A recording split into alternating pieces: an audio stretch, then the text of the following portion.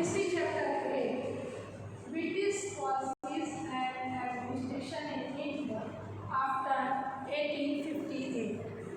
तो previous video we covered up to administration division, local administration, economics policies, civil services. तो previous video में जो भी topics मैंने एक्सप्लेन किए थे आपको समझ में आ गया होगा। तो today we will discuss this topics. First topic है British education policy and second topic British policy towards Indian princes. Last topic है ये आपके चैप्टर के 2 टॉपिक्स हैं जो कि आज आपका चैप्टर कंप्लीट हो जाएगा। तो मैं now let us start the first topic British education policy. तो ब्रिटिश एजुकेशन पॉलिसी क्या थी उस समय? In the beginning the objective of the British policy was to make the Indian mental slaves. The British education policy was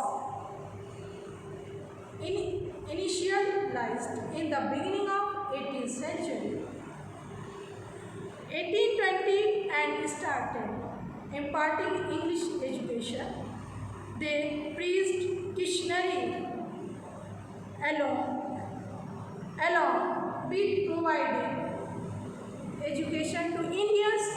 The 1854 Wood proposals had suggested to spread English education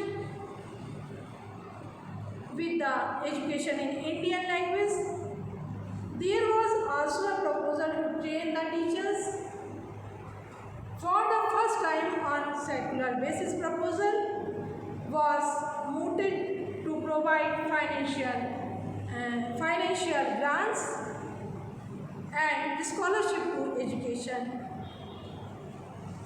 starting में British education policy का M Indians को mentally slab बनाना था। क्या बनाना था? Slab means मतलब दास बना लेना था। तो इंडियंस को क्या करना था? जो अंग्रेजों की जो एजुकेशन पॉलिसी थी उसका मेन एम था कि इंडियंस को मेंटली हम क्या करें, स्लैब बनाना था। ब्रिटिश एजुकेशन पॉलिसी की स्टार्टिंग 18th सेंचुरी में हुई। क्वेश्चन ये भी हो सकता है कि ब्रिटिश एजुकेशन की पॉलिसी कब स्टार्ट हुई? तो 18th सेंचुरी में स्टार्ट हुई। 1820 में मिशनरीज इंडिया आए। कहाँ आए? इंडिया आए और इंग्लिश एजुकेशन स्टार्ट हुई। मिशनरीज ने इंग्लिश के साथ क्रिश्चियनरीज को भी मतलब क्या किया, उनको भी मिला लिया। 1854 के वुड प्रपोजल में इंग्लिश एजुकेशन के साथ इंडियन लैंग्वेज को भी एजुकेशन के सजेस्ट किया गया। फर्स्ट टाइम सेकुलर बेसिस पर एजुकेशनल इंस्टीट्यूशन को फाइनेंशियल असिस्टेंस का प्रपोजल दिया गया। 1882 में लॉर्ड रिपन ने हंटर कमीशन बनाया। तो एक क्वेश्चन क्या हो सकता है कि लॉर्ड रिपन ने हंटर कमीशन कब बनाया? तो 1882 में। आंसर क्या हो सकता है हमारा? 1882 में लॉर्ड रिपन ने हंटर कमीशन बनाया जिसमें वुड्स के प्रपोजल को स्टार्ट किया। 1904 में यूनिवर्सिटी एक्ट को पास किया गया जिसमें प्रोफेसर्स के अपॉइंटमेंट को स्टार्ट किया। 1919 में एजुकेशन डिपार्टमेंट की जो रिस्पॉन्सिबिलिटीज़ थी वो प्रोविंशियल काउंसिल को दी गई। 1944 के प्लान के अकॉर्डिंग 6 to 14 ईयर्स चिल्ड्रन की एजुकेशन को कंपलसरी और फ्री किया गया। किसके अकॉर्डिंग था ये? 1919 के अकॉर्डिंग था। एजुकेशन डिपार्टमेंट ने जब किया तो 1944 के जो सर्जेंट प्लान आया था उस समय, कौन सा प्लान आया? Sergeant plan. उसमें क्या किया गया, जो 14 ईयर्स की जो चिल्ड्रन की एजुकेशन थी उसको क्या कर दिया गया? कंपलसरी किया गया और एजुकेशन को फ्री भी कर दिया गया। Initially the British education policy might not have been beneficial to Indians but it played major role in motivating towards national integrity. इस तरह से मैंने आपको बताया कि British education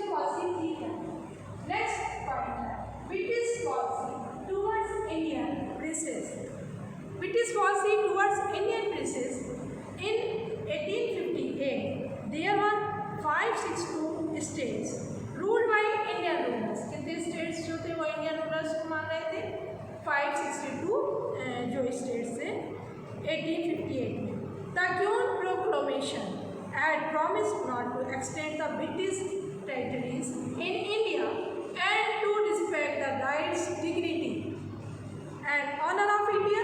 Princess Bati proved mere proclamation in 1874. The King of Baroda,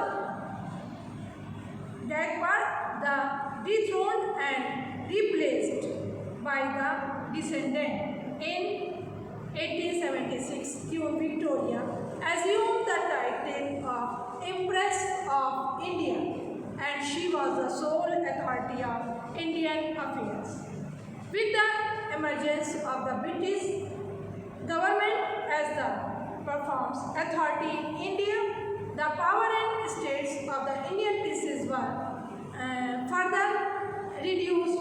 Now it was the responsibility of the British government in India to protect the Indian state from internal as well as external threats. This gave unlimited powers to the British government to intervene in the internal affairs of the Indian states. The Governor General Lord Curzon banned the foreign travel by Indian princes without his permission. 1858 में 562 state थे जिन्हें Indian rulers rule करते थे। कितने states rule करते थे? जितने भी इंडियन रूलर्स थे वो रूल करते थे। 1874 में किंग ऑफ बड़ौदा को डिथ्रोन करके उसे डिसेंडेंट से रिप्लेस किया गया। 1876 में queen Victoria empress of India बनी। एम्प्रेस ऑफ इंडिया कौन बनी? Queen Victoria. ब्रिटिश गवर्नमेंट के इंडिया के सोल अथॉरिटी बनने के बाद यहाँ के प्रिंसेस का स्टेटस और भी छोटा हो गया।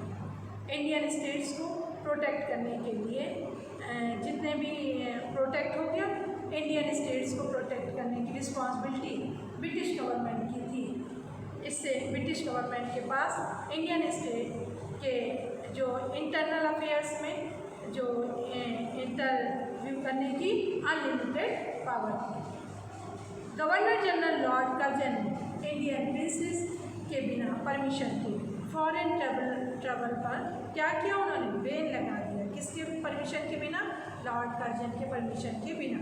ब्रिटिश गवर्नमेंट ने इंडियन स्टेट्स के नंबर ऑफ ट्रूप्स को फिक्स कर दिया और ट्रूप्स को ब्रिटिश ऑफिसर्स के कंट्रोल में रख दिया। 1947 में माउंटबेटन प्लान में इंडियन स्टेट्स को इंडिया या पाकिस्तान में शामिल किया होने की चॉइस दी गई।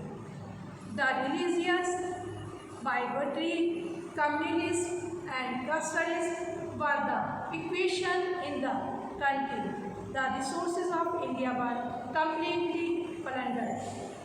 Now the need was to recognize and restructure and economically independent India, and the process began with the achievement of freedom of country on 15 अगस्त 1947। इस तरह से हमारा देश जो था 1940 अगस्त को आज़ाद हो गया, उसको फ्रीडम मिली।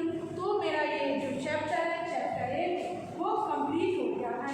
अब मैं इससे रिलेटेड आपको 2 क्वेश्चंस और एक्सप्लेन कर रही हूँ। मेरा फर्स्ट क्वेश्चन है, right about the decision of 1850 act. 1850 act के डिसीजन क्या थे? तो 1850 एक्ट का जो फर्स्ट डिसीजन था वो क्या था? The control of the India past on completely to British government. It was announced that India would be governed by and the name of the British monarch through a Secretary of State. Second जो था decision, before 1858 there was 2 bodies in Britain which controlled the British policies in India. Third decision, to advise the Secretary of State. The Indian Council was created. This council had 2 real power.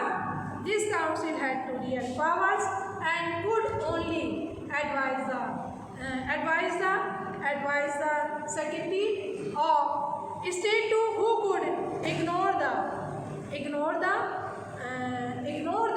advice of the council in any time the life.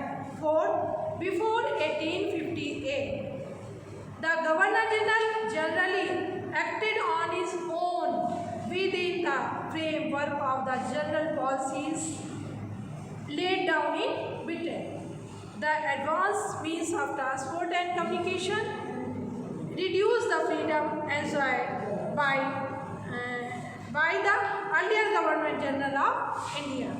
तो मैंने आपको first question का answer explain किया और मैं आपको ये answer send भी करूँगी, आप लोग अपनी कॉपी कंप्लीट करें। नेक्स्ट क्वेश्चन पर मैं आती हूँ, write short note on army organisation. Army organisation के बारे में आपको शॉर्ट नोट लिखना है। तो आर्मी ऑर्गेनाइजेशन क्या है? ऑर्गेनाइजेशन का मतलब होता है संगठन। Before 1858 the presidencies of Bombay, Madras and Calcutta had their separate armies. Each presidency consisted of the Indian soldiers, units of the European soldiers and the regiments of the British soldiers. The latter two were combined in 1859. The arms of the three presidencies were unified and the entire army of the British India came under the control of the commander-in-chief. The Indian soldiers were excluded from the artillery and the arsenals. The number of the European soldiers was increased for every 2 Indian soldiers. 1 European soldiers were recruited. All the जो officers in the army were to be Europeans. इसी तरह से एक question और क्या हो सकता है कि give short information about the local administration in brief. तो मैंने आपको जो भी टॉपिक समझाए, जो भी क्वेश्चन आंसर्स आपको एक्सप्लेन किए, मुझे लगता है कि आपको ये आंसर्स समझ में आ गए। आप लोग अच्छे से ये वीडियो पूरी तरह से आप पूरा वीडियो देखिएगा और अच्छे से टॉपिक्स को लर्न करिएगा।